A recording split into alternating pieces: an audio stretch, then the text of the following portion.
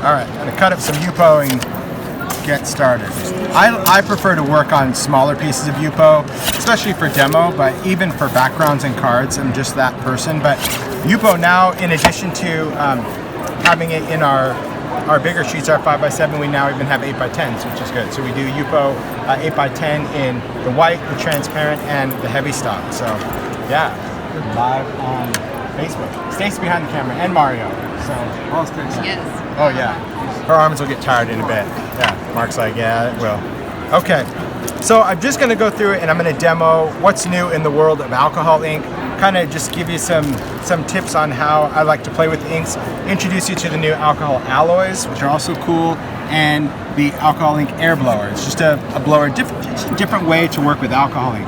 Obviously with alcohol ink you can do whatever you want. There's no right or wrong, but I will tell you that its specialty is non-porous things, and that would be things like gloss paper, Yupo, which is a synthetic paper, it's plastic. It works great on metal, glass, plastic. For those that like to do watercolor or things like that, that's not what it's for. It's not its specialty, so stick to the slick stuff. But there's also a variety of other substrates. So in addition to the slick papers and the alcohol ink line, we have other things. And so from a swatch perspective, I like to work on a variety of mediums. This is the alcohol sparkle cardstock. It's a sparkly paper, doesn't have any glitter in it. It's printed like this, so there is no texture to it. I mean, there's a mild texture, but it doesn't have any glitter particles. It's printed this way. We also have a brushed metallic. That's another beautiful one. A brushed metallic is going to be this one. Just kind of has a silver undertone, but when you put the inks on it, all the inks look metallic as compared to how they look flat with Yupo. You can just see the difference when the light hits it. So sometimes when you think cardstock, like, why would I need a metallic paper? Is it going to be mirrored? Not necessarily. This would be like a mirrored paper, like a true metallic. Do you see the difference? So that brushed silver, that's what makes it nice, is that it almost just gives it this metallic undertone versus an overtone. If you're working with black, we do have a black alcohol ink cardstock. Now Sharon will rock the black. I don't really use the black because it confuses me. I prefer black cardstock to be under something because I think it makes the color pop. But you have to use a lot of snowcap, a lot of white to get those colors to pop. So I pretty much stick to the translucent stuff. I like to play around with these inks. I like to just do different things when it comes to working with the colors. So I'm just going to go through a demo, and then if you guys have questions, I'll try to answer them along the way or at the end. So first thing we'll talk about are the colors themselves. Now we have 15 new colors of alcohol inks. Those are all these guys. I just took them out of the tin. And these colors are much more intense and much more saturated because really today's alcohol ink user, maker, artist, they're using these alcohol inks with a 91% or higher isopropyl alcohol. If you've watched any demos on YouTube or anything, they're taking inks, adding alcohol, and pouring them onto things. That creates a much bigger float of color. And so we needed something because the isopropyl does break down the color. It makes it lighter. So we needed to start with intense colors, so when you added this, you're still going to get that great, vibrant look.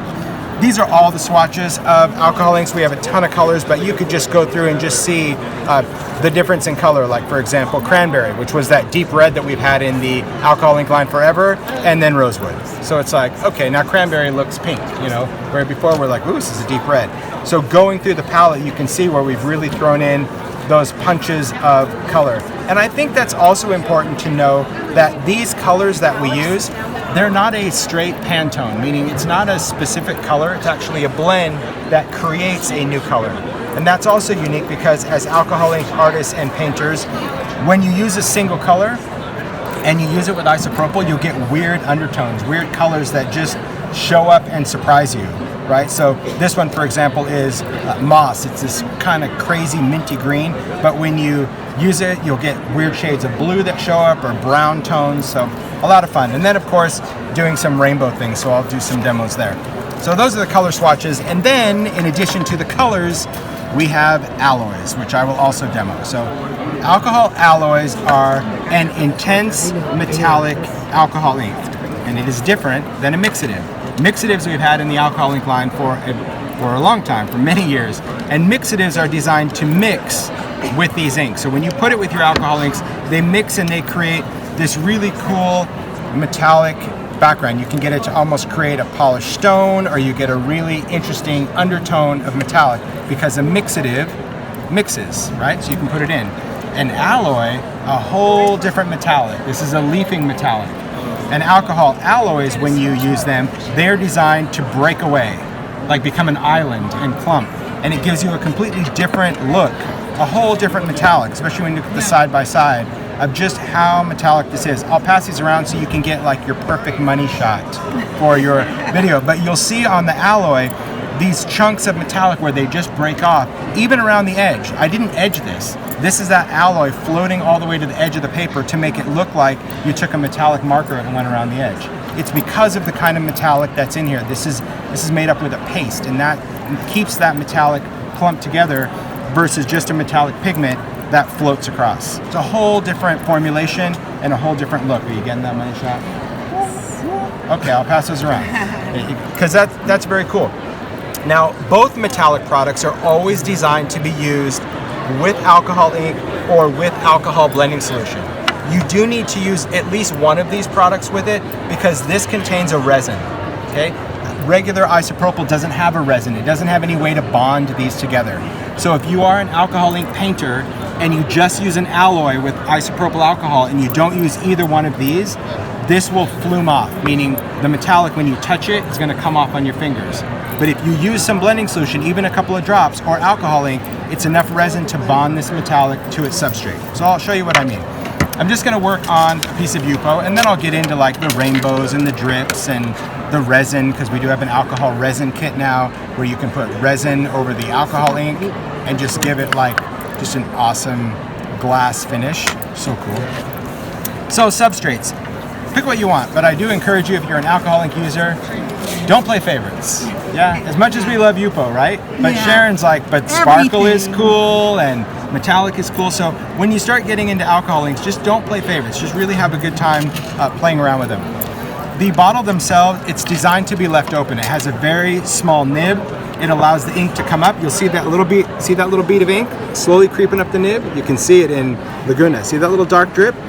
The bottle is designed that as soon as you open it, it creates a vacuum and it sucks up a bit of ink, and that ink will stay there, and that's going to allow the ink to come out, but it doesn't allow the air back in. So even though these have a fast drying time, right, when you put them on the surface, about 10 seconds usually, the bottles can be left open. And that's important because when you're shaking them on and painting and doing things with it, you don't want to have to stop, unscrew, screw it back on, right? I like to work on the media mat. I like to use this palette almost like a checkerboard, so I know what lid matches what. Some people don't care. Some people just mix and match. Are you guilty of that? See, some people are. You can tell already because they're just like... So I don't open all of them. I'm just going to use what I like. And then I'll use an alloy. We'll wait for her. So give me a time to shake.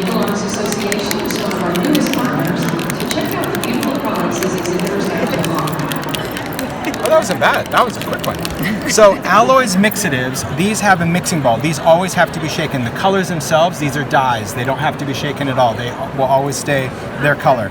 The alloys, I will tell you, and you'll see from the demo, are incredibly intense. Less is more. When you put a metallic on a substrate, there's no takesies backsies, right? When you put it on, it's very hard to get that metallic back off, all right? So using it, normally we would put the felt on here and go to town. We're not gonna do that today. Today we're gonna work with the alcohol blower. And this is just a rubber bulb. It has these little edges on there. One, so it can fit comfortably in your hand. Two, when you set it down, it won't roll off the table. The opening, much bigger than, say, like a marker spritzer. Okay, this is designed to dispense the air, and you'll see how I use it, that it's not, yeah, you can make splatter paint, you know, you can make fireworks, you can put ink down and hit it and explosion, but this is more about controlling the ink and how it flows, all right? Another thing to know about the blower, don't rest your thumb on the back. That's your intake. Okay? So if you do that, it's not really going to work well. It's just going to collapse in your hand. So this is about creating this little bulb. Another thing, and I talked about it before, if you see people do this on YouTube, there are people that use straws, okay? And that's okay, but it's really not the best for you simply because you inhale those fumes, right? So if you do it, I know some people, like Jennifer, she'll use it, but she'll inhale like away from the straw. So if you're disciplined enough to do that, fine. But you should never inhale right from the surface because those fumes are not good for your lungs, right? They'll make you feel great, I'm sure. You know, you'll think like you're the best artist in the world. Like, this is the most fun I've ever had, but really, it's alcohol ink talking. Yeah, you're like, been there. So when I work with this, I like to take some regular alcohol. Yeah, because right after that video, Jennifer's like, I use a straw. Yeah. She's like, but I swear I inhale off camera. And I'm sure, like, well, she does. No, she does, because I watched it. I was like, totally, she does. Because it's about being safe. And there's some people that are very disciplined. I use a straw, right? So if I was just going to go, but I just know to like lift my head. But when I see people on YouTube, they're talking. So they're like, and I'm blowing. And it's like, as you're doing, I'm like, but you're still close to that paper. So yeah, but this is gonna solve everything. And I even brought one for Jennifer for the show. She did, she's like, bring me one. So I just started with a few drops of 91% isopropyl. The reason I did that is because watch when the inks hit this. They kind of stay a little suspended in that liquid, and you can go off script, but see how different they react on the Yupo versus when you drip it in the alcohol? That alcohol kind of keeps these colors floating a bit. So now when I go in with the blower, I can take these colors and just start to move and blend, and I can control the flow of the color. So see, it's almost like a brush, where I can get movement exactly how I want movement. So I'm not sitting there going, right? You're not doing that. This is not like CPR. We're not resuscitating anyone. We're just going in and just treating this like a brush. And that isopropyl also stays wetter than blending solution would. Blending solution is like alcohol ink without color. It wants to dry right away. So that's where this just comes in, and you can buy this anywhere. So now we're going to add some alloy. And I'm just going to take this, and I still like to work wet, because you'll get just a little bit more flow, if you will. So I'm just going to take 1 drop of alloy, and you can see just dripping it. It's like liquid gold, like wow, yum. And I also want to break it up, so I can still go in with a little drop of this, right? You can see already how it just breaks it apart, but this always wants to stay together. It always wants to be the life of the party. So I'm going to take a little bit more Laguna. Now we're going to go in and just start moving this around. So that little bit of alloy is super, super intense, but watch when I stop. See how this wants to come back together? Watch it. It's wild, right? So it just wants to regroup. So if you work with it and you just like do this and walk away, you're gonna come back to this clump of metallic again. So that's why a little bit goes such a long way. So we need to break up the party. So we're gonna go in with some more alcohol, and we're just gonna move this around. We're gonna push this wherever we want to push this. As it starts to regroup, I'll show you kind of some other things that we can do. I can move this in from the edge, right? Any color I want. So we're gonna focus right here and just watch what's cool about the blower. See how it's already starting to like come back together? I can just slowly just break up these pieces. You really can be super delicate with this blower. And if you don't even like that, I don't necessarily need to just use alcohol. I can use alcohol ink as well. Then I'm just going to throw in some blending solution, because a blending solution to me always has a whole different reactive property to alcohol ink. It doesn't need a lot, because blending solution will blend, lighten, and remove color. But it's going to give me kind of a different flow, and you'll see what I mean when I start moving this part around. Okay? See, my blending solution keeps my color intense. Did you see like before when I just did this in Laguna, my color almost faded away? But blending solution kept my color intense. Another difference. Isopropyl alcohol is designed to kind of dissolve a color, where blending solution, well, that's what it's for. It's for blending. So you can see I'm really able to totally control how this color is. And don't be a contortionist, right? If you want to get a different angle, like just don't, like this is not a good direction to be blowing ink your way, right? Just, just kind of keep that moving around and embrace the space too. You can do a lot of really interesting things with your background. And once you have it, like that 1 drop of alloy is just unbelievable. Has such a cool look, and you can see all those undertones and those blends. It's just really cool. You can do lift ink, you can stamp on top of this with archival, you can do embossing, you can do any of those things that you want on there. I prefer to just let this air dry all the way. You can still see that it's kind of wet in there, because you're still gonna get some blending happening. As long as alcohol inks are wet, they're doing something. They're reacting, they're blending, they're moving.